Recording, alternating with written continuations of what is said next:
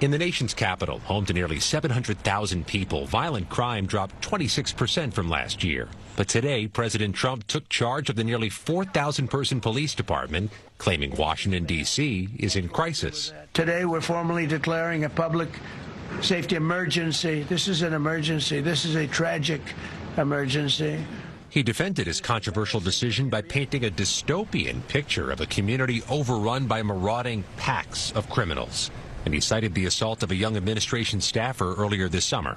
Our capital city has been overtaken by violent gangs and bloodthirsty criminals, roving mobs of wild youth, drugged-out maniacs and homeless people. But the latest data shows homicides are down 12% from last year, while robberies declined by 28%. Mayor Muriel Bowser defended D.C.'s image. While this action today is unsettling and unprecedented, I can't say that given some of the rhetoric of the past, that we're totally surprised. Federal agents from the FBI and ATF are already posted on D.C. streets, raising concerns for some, including Tom Warwick, a former Homeland Security official. Taking FBI agents off of organized crime cases, terrorism and other kinds of cases to do street patrols, that's not the best use of a highly trained FBI agent. You think this could be a distraction?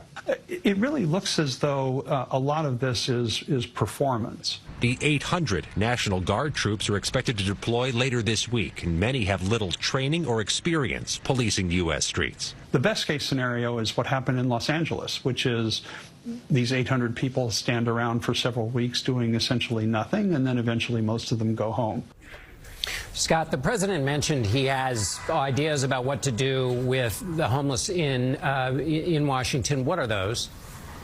At times, John, he referred to Washington, D.C. as a slum, and then said homeless people need to be moved away from the Capitol. Gave no detail of what that looks like or how that happens. We do know both the federal government and the D.C. government regularly clear encampments for homeless people. It's a painstaking, lengthy, and sensitive process. Hard to know, Maurice and John, what that looks like if it's sped up. And you talked about the National Guard troops we saw in L.A. back in June. What makes this situation different, Scott?